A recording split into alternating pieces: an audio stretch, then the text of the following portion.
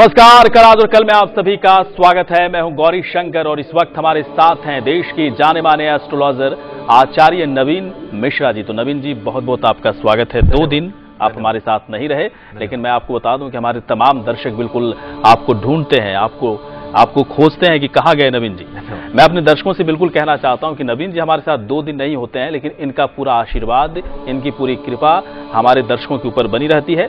इसलिए तमाम दर्शक आज भी हमारे साथ बने रहें, अपने सवाल पूछें, मेल्स पर भी हम चर्चा करेंगे। और आज का विषय बेहद ही खास तरह का विषय है कि कल से कुछ खास तरह का योग बन रहा है और इस योग की वजह से आप किसी तरह का कोई शुभ काम नहीं कर सकते।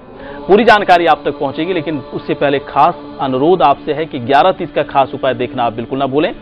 11:30 पर हम जो उपाय आप तक पहुंचा रहे हैं, एक सच्चाई आपको बता दें कि आज की तारीख में लाखों नहीं करोड़ों दर्शक रोजाना देख रहे हैं, इस उपाय का लाभ उठा रहे हैं। इसलिए मैं बार बार आपसे कह रहा हूं कि आप भी इस मौके को अपने हाथ से न जाने दें।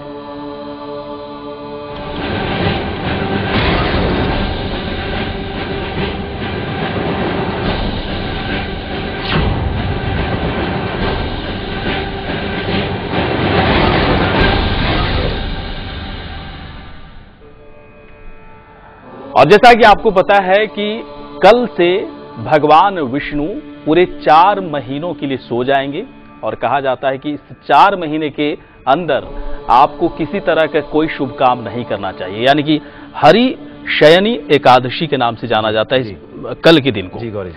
और कल के दिन से अगर 4 महीने तक आप कोई शुभ काम नहीं करते हैं तो मानकर चलें कि आगे का 8 महीना बहुत ही बेहतर आपका हो सकता है। और यदि आप इस 4 महीने में कोई शुभ काम कर सकते हैं, यदि बहुत मजबूरी है तब तो अलग बात है, लेकिन अगर मजबूरी नहीं है और इसके बाद भी यदि आप शुभ काम करते हैं तो मानकर चलें कि आपको उसमें असफलता ही मिलेगी। इसलिए आप अपने जीवन में प्रगति चाहते हैं, उन्नति चाहते हैं, भगवान विष्णु का आशीर्वाद चाहते हैं, उनकी कृपा चाहते हैं, तो कल के दिन को बिल्कुल आप बेहतर बनाएं। भगवान विष्णु को आप अपने तरीके से प्रसन्न करें। हालांकि हमारे आचार्य जी भी आपको बताएंगे कि क्या कुछ उपाय करना चाहिए ताकि कल के एकादशी को, कल के दिन को आप काफी बेहतर बना सके, पूरे साल भर के लिए इसे आप बिल्कुल लाभप्रद बना सके। दर्शक हमारे साथ बने रहे, अपने सवाल पूछें। हमारा नंबर है 01130485557। दूसरा नंबर है 01130485558। तीसरा नंबर है 01130485559। आप चाहें तो ईमेल भी कर सकते हैं। ईमेल आईडी हमारा है kal@liveindia.tv। लेकिन इस वक्त मुझे पता है कि कई दर्शकों को पता ही नहीं है कि हरि शयनी एकादशी क्या होता है। मुझे भी नहीं पता था, लेकिन अपने दर्शकों तक इसी वजह से इस जानकारी को मैं लेकर के आ रहा हूं कि इस एकादशी का एक अलग तरह का महत्व है। और हरि शयनी एकादशी का महत्व है क्या, किस प्रकार का महत्व है, क्या कल के दिन कुछ खास करने की जरूरत है आचार्य? जी जी गौरी जी, बहुत ही अच्छा प्रश्न दर्शकों के लिए आप पूछ रहे हैं। जी जी, मुझे पता है कि 80 to 90% लोगों को नहीं पता है कि हरि शयनी एकादशी क्या होता है। हालांकि इस तरह के टॉपिक पर चर्चा करना काफी कठिन होता है, लेकिन अपने दर्शकों को जागरूक करने का ध्येय हमारा होता है, हमारा उद्देश्य होता है। इसलिए इस तरह के टॉपिक को लेना मैं बिल्कुल जरूरी समझा। बिल्कुल गौरी जी, शयनी एकादशी, हरि शयनी एकादशी, पद्म एकादशी, देव शयनी एकादशी, सोवनी एकादशी, बहुत से नामों से जानी जाती है ये कल की एकादशी। जी, श्री हरि भगवान विष्णु, ऐसा उल्लेख मिलता है पुराणों में कि 4 महीने के लिए, 4 मास के लिए शयन करते हैं, निद्रा शयन हो जाते हैं। बलि के द्वार पाताल लोक में एक शरीर उनका रहता है और एक शरीर क्षीर सागर की अनंत शैया पर विश्राम शयन करता है। इसी वजह से इसको शयनी एकादशी का नाम संज्ञा दी गई है, इसीलिए ये शयनी एकादशी कहलाती है। इसके 4 मास पश्चात कार्तिक शुक्ल पक्ष में एकादशी के दौरान प्रभु प्रत्यागमन करते हैं, वापस लौटते हैं, प्रबोधनी एकादशी उसको कहते हैं। इन 4 महीनों के दौरान कृषि के अलावा, यानी खेती बाड़ी के अलावा, विवाह आदि शुभ कार्यों को मना किया गया है, बंद रहते हैं। कोई बड़ा अनुष्ठान भी, धार्मिक अनुष्ठान जो है, इस दौरान नहीं किया जाता। तो भगवान जब कल इस शयन के लिए जाते हैं तो कुछ विशेष आप कर सकते हैं अपने जीवन में, अपने जीवन को बढ़िया बनाने के लिए। ब्रह्म वैवर्त पुराण में भी इसके महात्म्य का उल्लेख मिलता है, जहां पर यह कहा गया है कि अगर इस दिन आप कोई व्रत रखते हैं तो उससे आपकी समस्त मनोकामनाएं पूर्ण होती हैं। इसी प्रकार भविष्योत्तर पुराण में भी भगवान कृष्ण ने युधिष्ठिर को इसका महात्म्य बताया कि किस प्रकार राजा मदंत ने अंगिरस ऋषि के कहने पर अपने राज्य में अपना ये व्रत रखा और राज्य में सूखे का हल निकाला और वर्षा हुई और खुशहाल हो गया वो। तो ये शयनी एकादशी अपने आप में बहुत ही अच्छी उम्दा एकादशी है, जिससे कि जो बहुत लाभ आपको दे सकती है। इस दिन विष्णु भगवान का विशेष पूजन अर्चन लक्ष्मी नारायण का करना चाहिए। और कुछ खास चीजें हैं, जैसे अन्न का जो है अगर त्याग कर सकें, स्पेशली चावल का दान त्याग कर सकें अगर आप, तो अति उत्तम है। प्याज लहसुन का भी त्याग इसमें कहा गया है करने के लिए। लाल रंग की मसूर का दाल का जो है त्याग करें, और साथ ही तामसिक भोजन को त्याग दें कल के दिन। देखें कि ये एकादशी आपके जीवन में किस तरह से वृद्धि, भाग्य वृद्धि और उत्कर्ष देती है आपको। चलिए, बहुत ही खास तरह की जानकारी की। हरि शयनी एकादशी का महत्व क्या? हरि का मतलब विष्णु और शयनी का मतलब शयन, शयन का मतलब सोना। तो भगवान विष्णु पूरे 4 महीने तक सो जाते हैं। और वैसे भी आप लोगों को भी पता होगा कि भगवान जब सोते हैं तो उस वक्त किसी तरह का कोई शुभ काम नहीं करना चाहिए। लेकिन आप इस दिन को, कल के दिन को बेहतर तो बना ही सकते हैं, लेकिन कल के दिन को बेहतर बनाने के साथ ही साथ पूरे साल भर को कैसे बेहतर बनाएं इस एकादशी के बाद, ताकि आपका जीवन काफी उन्नतिशील हो, प्रगतिशील हो। पूरी जानकारी आप तक लगातार पहुंच रही है राशि के हिसाब से। तमाम दर्शक बने रहें, अपने सवाल पूछें, लेकिन जल्दी से पहले देख लें कि कल आप किस दिशा की तरफ यात्रा ना करें। साथ ही साथ आप कल 1.5 घंटे का वो जो वक्त है, राहु काल जो है, वो वक्त क्या है, उस काल में आपको किसी तरह का कोई शुभ काम नहीं करना चाहिए। पूरी जानकारी देखते हैं पंचांग के माध्यम से। विक्रमी संवत 2068 आषाढ़ शुक्ल पक्ष की एकादशी शयनी तिथि, दिन सोमवार 11 जुलाई 2011। सुबह सूर्योदय होगा 5:35 पर और सूर्यास्त होगा 7:18 पर। कल के दिन दिशाशूल रहेगा पूर्व दिशा। कल पूर्व दिशा की तरफ यात्रा ना करें। अगर यात्रा करनी ही पड़े तो दर्पण में फुल लेंथ ग्लास में अपने आप को देखें, दूध पिएं और फिर निकलें, आपको लाभ होगा। राहु काल सुबह 7:30 बजे से 9 बजे सुबह तक, और ग्रह दशा में गुरु मेष राशि में स्थित हैं, मंगल और केतु वृष राशि में स्थित हैं, शुक्र और सूर्य मिथुन राशि में स्थित हैं, बुध कर्क राशि में है, और शनि कन्या में है, राहु और चंद्रमा वृश्चिक राशि में विराजमान हो रहे हैं कल। चलिए, बहुत ही खास तरह की जानकारी। तमाम दर्शक हमारे साथ लगातार बने रहे, अपने सवाल पूछें, लेकिन जल्दी से पहले देख लें कि कल का दिन मेष राशि वाले लोगों के लिए कैसा होगा।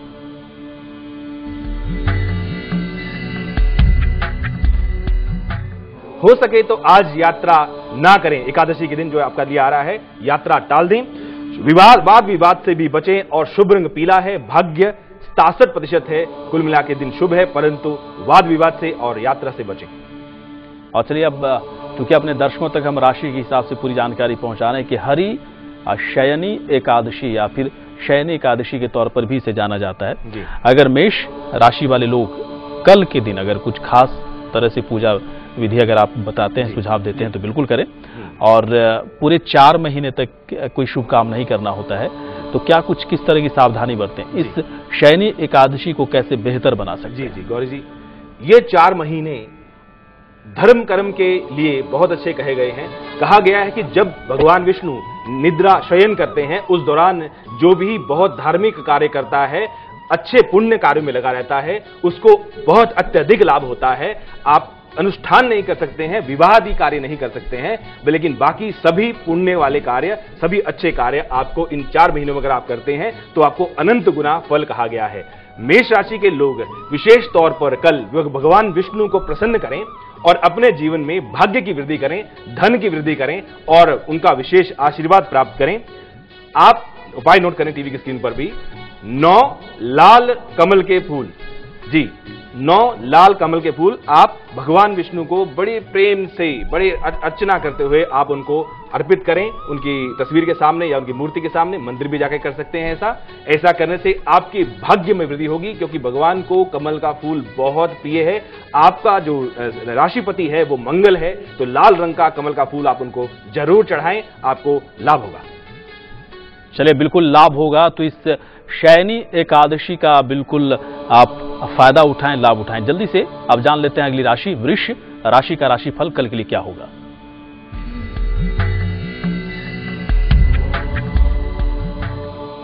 वैवाहिक जीवन में सुधार होगा। नौकरी में भी बेहतरी है, गुलाबी रंग आपका है, कल का दिन शुभ है और 56% आपके लिए भाग्य प्रतिशत आ रहा है। आप गुलाबी रंग का इस्तेमाल जरूर करें। यहां पे मैं मेष राशि वालों से एक बात और कहनी चाहूंगा कि वो गुड़ का सेवन कल के दिन ना करें। वृष राशि के जो लोग हैं वो दक्षिणावर्ती शंख, दो तरह के शंख होते हैं, एक बजने वाला शंख होता है, वो वामवर्ती शंख कहा गया है। एक शंख है वो बजता नहीं है, उससे सिर्फ आरती होती है, दक्षिणावर्ती शंख है, उससे जल भर के भगवान विष्णु की आरती करें, उनका अर्चन करें, उनके लिए अत्यधिक लाभ देने वाला है। भगवान विष्णु को शंख बहुत प्रिय है, उनके चिन्ह में एक शंख भी एक बहुत बड़ा इंपॉर्टेंट चिन्ह है। देसी घी का सेवन कल के दिन वो आप वृषभ राशि के लोग जो हैं वो अवॉइड करें तो आपको अत्यधिक लाभ होगा, भाग्य में वृद्धि होगी और जीवन उन्नत होगा। चलिए, बहुत ही खास जानकारी। कई दर्शक इस वक्त हमारे साथ हैं। कमलेश हैं इस वक्त दिल्ली से, पूछे अपना सवाल कमलेश जी। पंडित जी नमस्कार। आयुष्मान भव कमलेश जी। हाँ जी, मेरे हमको बेटे के लिए पूछना है। उसकी डेट ऑफ बर्थ है 25 जनवरी 1988 रात 9:30 बजे। ठीक है जी पंडित जी, मेरे बेटे ने मैकेनिकल इंजीनियरिंग की है, अभी नौकरी नहीं है उसकी कोई, कब पाएगी और आगे का कैरियर कैसा है, आगे पढ़ना भी चाहता है। जी, मैकेनिकल इंजीनियरिंग की है, नौकरी नहीं है, सूर्य कमजोर है आपके बेटे का।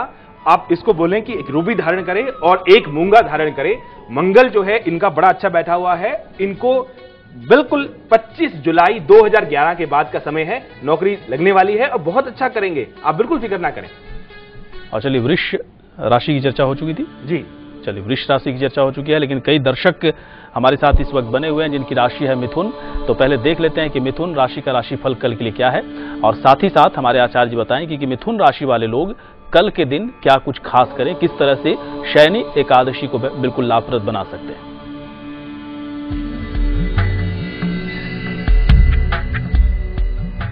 परिवार का सहयोग मिलेगा आपको, कोई लंबी यात्रा भी करनी पड़ सकती है जो कि लाभप्रद रहेगी। हल्का हरा रंग आप अपने साथ जरूर रखें और उसका इस्तेमाल करें। भाग्य बहुत ही उम्दा दिखा रहा है, दिन आनंदित करने वाला है, 87% आपका भाग्य है, अति उत्तम। और चलिए, मिथुन राशि के लोग कल के दिन क्या करें, किस तरह से पूजा पाठ करें, पूजा की विधि क्या है, किस तरह की सावधानी बरतें? भगवान विष्णु को जो मिथुन राशि के लोग हैं आप सब 5 तुलसी के पत्ते, जी तो तुलसी को तोड़ना नहीं है, अगर नीचे से गिरी हुई तुलसी हो वो भी भगवान को बहुत प्रिय है, सूखी हुई तुलसी भी भगवान को बहुत प्रिय है, धो करके 5 तुलसी के पत्ते भगवान विष्णु जी के सामने आप उनको अर्पित करें बड़े प्रेम से, और उड़द की दाल का सेवन त्याग दें। दाल मखनी जिसे बोलते हैं उसको, उड़द की दाल है, उसको कल विशेष तौर पे आप ना करें, आपके लिए अत्यधिक लाभप्रद रहेगा, आपको आपके जीवन में भाग्य बढ़ेगा और आपको तरक्की मिलेगी। चलिए, बहुत ही खास जानकारी आप तक लगातार पहुंच रही है कि आप शयनी एकादशी के दिन यानी कि कल के दिन क्या कुछ करें, किस तरह से पूजा करें ताकि भगवान विष्णु का आशीर्वाद आपके ऊपर, उनकी कृपा आपके ऊपर हमेशा बनी रहे। अरुणा इस वक्त है हैदराबाद से, पूछें अपना सवाल अरुणा जी। नमस्कार पंडित जी, मेरी डेट ऑफ बर्थ है 12 दिसंबर 1977 और मेरा टाइमिंग है मॉर्निंग 9:30 के आसपास है। तो मेरा सवाल ये है कि मेरे को जॉब कब मिलेगा और विदेश जाने का कोई योग है कि नहीं? चलिए ठीक है। जॉब कब मिलेगा और विदेश जाने का योग दोनों, अच्छा, इसमें आपका मंगल की महादशा चल रही है इस समय और मंगल दिखा रहा है कि विदेश तो आप जाएंगे, शनि भी चल रहा है उसके अंतरे में। आप मंगलवार को मीठा दान करें और शनिवार को नमकीन चीज का दान करते रहें। विदेश के लिए आप जरूर कोशिश करें, योग प्रबल है और आपको विदेश जाना और नौकरी दोनों ही प्राप्ति होगी। ये समय आपका उत्तम हो रहा है 20 जुलाई से। और इसी के साथ एक छोटा सा ब्रेक, लेकिन ब्रेक में जाएं उससे पहले खास अनुरोध आपसे है कि 11:30 का आप इंतजार करें। हम आप तक जो उपाय पहुंचा रहे हैं उसे लाखों नहीं करोड़ों दर्शक रोजाना देख रहे हैं, लाभ उठा रहे हैं, इसलिए आप भी इस मौके को अपने हाथ से न जाने दें।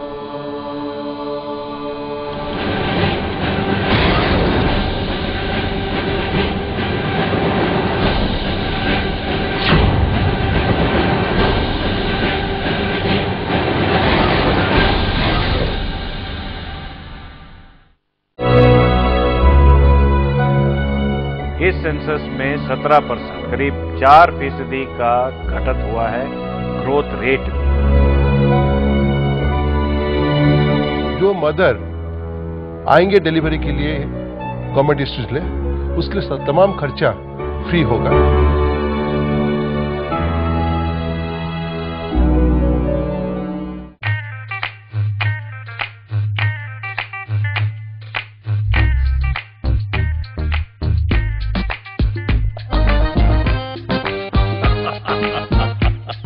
बस छोटा सा।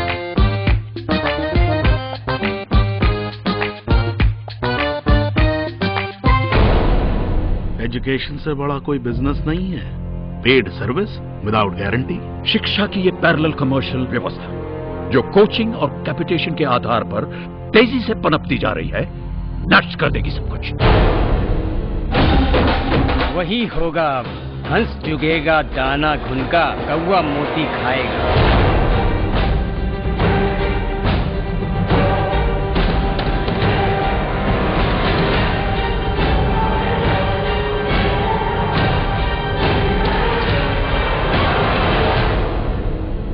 इस देश में 2 भारत बसते हैं। MDH की दुनिया में आपका स्वागत है। बादशाह तुसी ते मसाले ते शहंशाह आपकी मेहरबानी से। MDH, the real spice of India. Hello, hey, shampoo करे? No thanks, shampoo